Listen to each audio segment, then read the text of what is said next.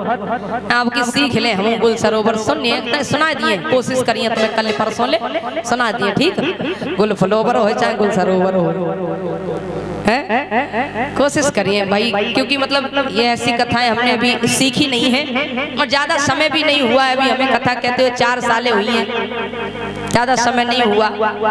1 साल गुरुजी के साथ में रहे, दूसरी साल में गुरुजी एक्सपायर हो गए, तो सब तब से अकेले ही कथा कह रहे हैं। तो जितना सीखा उतना ही आप लोगों को सुनाएंगे, लेकिन कथा आपको ऐसे श्रवण कराएंगे जिससे आपका उद्धार हो जाए। कथाएं तो बहुत हैं, कथाओं का कभी अंत नहीं हो सकता।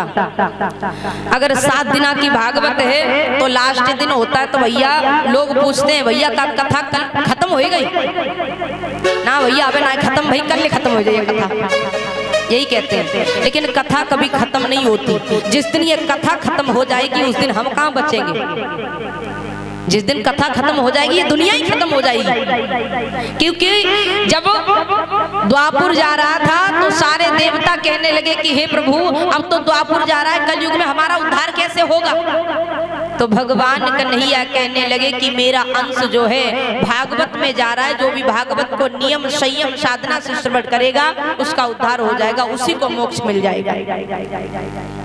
इस प्रकार से आज कलयुग में उद्धार भागवत को श्रवण करने से ही होगा। बाहर के तीर्थ करने के लिए जाते हैं, अच्छी बात है, बाहर के तीर्थ करते हैं, लेकिन हमारे घर में जो माँ बाप हैं उनकी भी सेवा हमें करनी चाहिए। हमारे सनातन धर्म में 33 करोड़ देवी देवता हैं, 33 करोड़, और 33 करोड़ देवी देवता में सबसे बड़े 2 देवता हैं हमारे माता पिता, सबसे बड़े देवता हैं। अगर हमारे माता पिता रूठ जाएं, हम भगवान को प्रसाद चढ़ाने जाए, वो प्रसाद मान्य नहीं हो सकता। अरे तूने अपने माँ बाप की सेवा नहीं कर पाई तो बाहर का भगवान तुझसे प्रसन्न हो जाएगा? नहीं, कोई नहीं हो सकता। इस प्रकार से आज समझा रहे हैं। और इधर में क्या हुआ,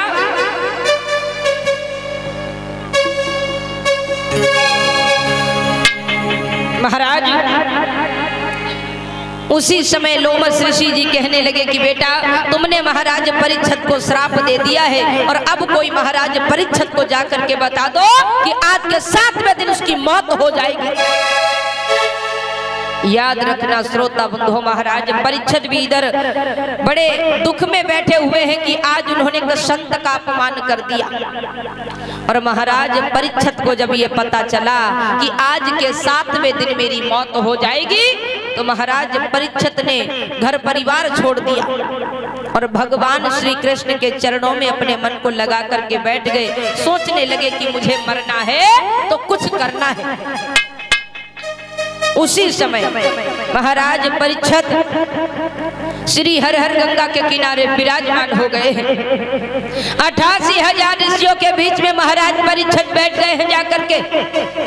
और इधर में क्या हुआ, जब सबको पता चला कि महाराज परीक्षित की मौत हो जाएगी 7वें दिन, तो महाराज परीक्षित इधर बड़े दुख में बैठे हुए, बड़े शोक कर रहे हैं। और महाराज का जब उद्धार होने को आया है, कथा श्रवण करने लगे हैं, तो इधर सूत जी समझाने लगे कि हे राजा परीक्षित आपका उद्धार जरूर होगा इस भागवत को श्रवण करने से। आपने एक संत का अपमान कर दिया, आपको श्राप लगा है, और वहां पर बैठे हैं जहां पर बड़े बड़े ऋषि मुनि आए हैं। आज 88,000 ऋषियों के बीच में महाराज परीक्षित बैठे हुए हैं। उसी समय 88,000 ऋषियों के बीच में श्री सुखदेव जी का आगमन हुआ।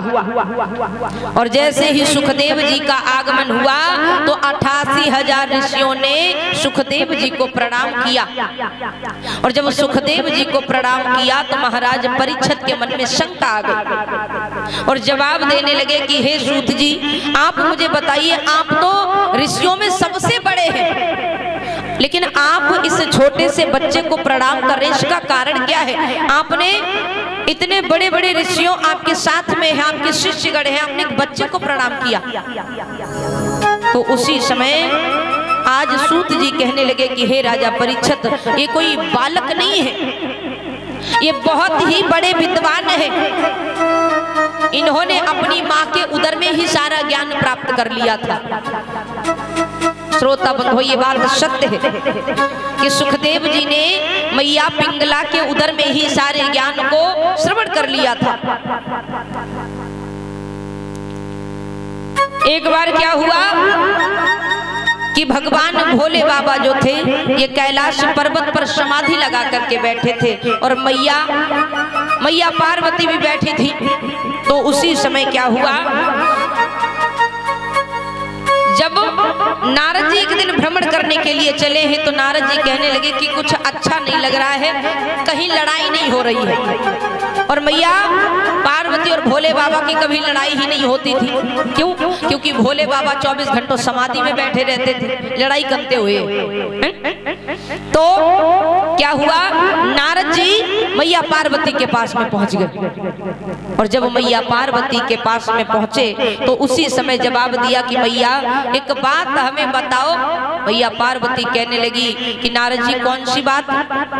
जवाब दिया नारद जी ने कि मैया हमें एक बात बताइए कि भोले बाबा आपसे कितना प्रेम करते हैं। जब ये बात पूछी तो उसी समय जवाब दिया कि नारद जी इस संसार में जितना कोई किसी से प्रेम नहीं कर सकता, भगवान भोले बाबा हमसे उतना प्रेम करते हैं। नारद जी कहने लगे भैया कोई प्रमाण होगा? आज मैया कहने लगी कि नारद जी सबसे बड़ा प्रमाण तो मैं ही हूँ। मैं तुमको बता रही हूँ कि भगवान भोले बाबा हमसे बहुत ज्यादा प्रेम करते हैं। तो आज जवाब दिया कि मैया आप हमें बताइए कि भोले बाबा आपसे प्रेम करते हैं तो आपको पता होगा कि भगवान भोले बाबा ने जो अपने गले में नरमुंडों की माला पहन रखी है वो किसकी है? मैया पार्वती को ये नहीं पता है। उसी समय जवाब दिया कि नारद जी वो तो हमको नहीं पता है किसकी माला है। तो उसी समय जवाब दिया नारद जी ने कि मैया अगर भोले बाबा आपसे प्रेम करते तो आपको जरूर बताते कि वो नरमुंडों की माला किसकी है। वो इतना कह करके नारद जी वहां से तो चले गए और मैया पार्वती बैठी कैलाश पे।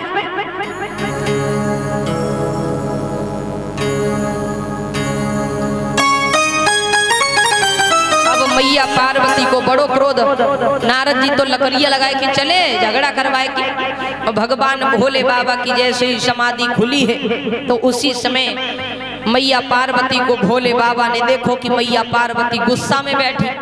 अब तो भगवान भोले बाबा कहने लगे अब का हुई, हम तो समाधि में बैठे, हमने तो कोई बातों नहीं कही, भांगव नहीं उठाई जो पार्वती गुस्सा बैठी। तो बाई समय पे और भैया एक बात तुम्हें बताए दे, औरत के आगे सब फैल,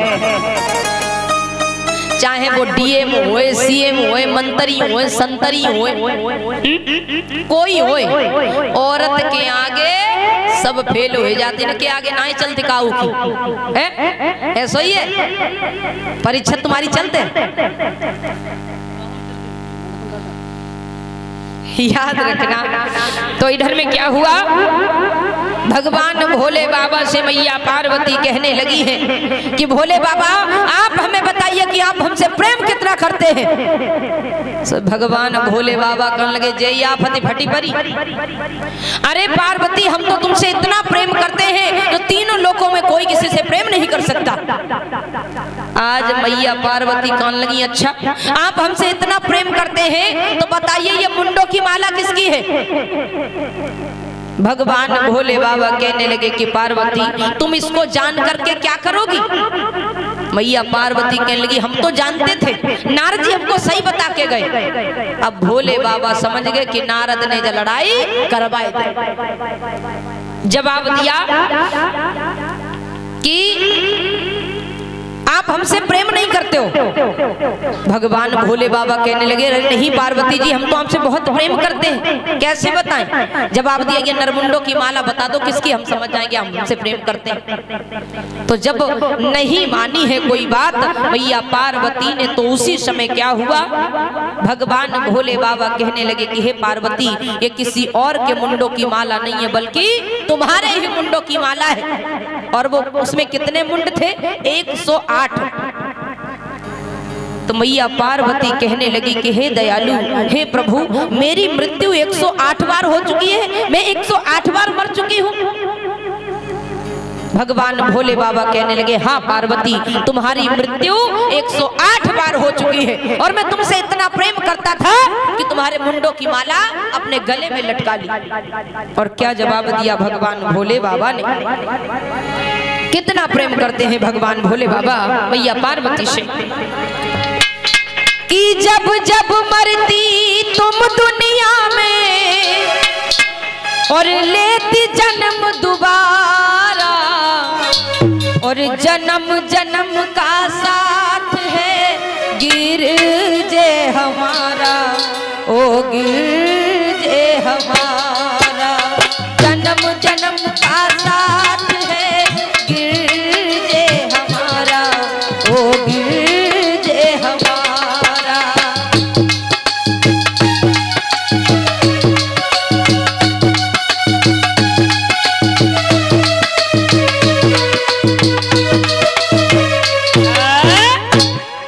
जवाब दिया भगवान भोले बाबा ने कि हे पार्वती, हमारा रिश्ता जन्म जन्मांतर का है। उसी समय भगवत प्रेमियों क्या हुआ है, मैया पार्वती के मन में एक और शंका आई गई। कौन सी? जवाब दिया कि प्रभु आप हमें एक बात और बताइए, मेरी मृत्यु 108 बार हो चुकी है, आपको बुखार नहीं आया, आपकी मृत्यु नहीं हुई? भगवान भोले बाबा कहने लगे, हैं पार्वती, मेरी मृत्यु नहीं हो सकती। क्यों? क्योंकि मैं अमर हूँ, मैंने अमर कथा को श्रवण किया है।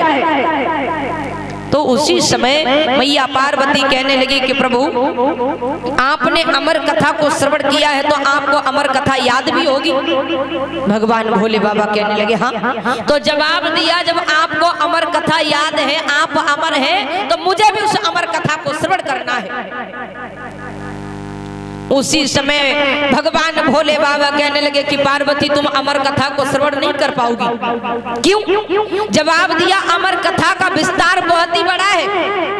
मैया पार्वती कहने लगी कि प्रभु मुझे अमर कथा को श्रवण करना है तो करना है। विवश हो गए भगवान भोले बाबा।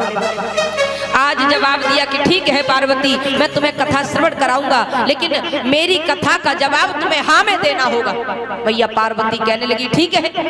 तो आज एक बट वृक्ष के पास में भगवान भोले बाबा मैया सती को कथा श्रवण कराने लगे। और कुछ देर तक तो मैया हाँ में जवाब देती रही, लेकिन मैया को नींद आई गई। नींद आ गई मैया को।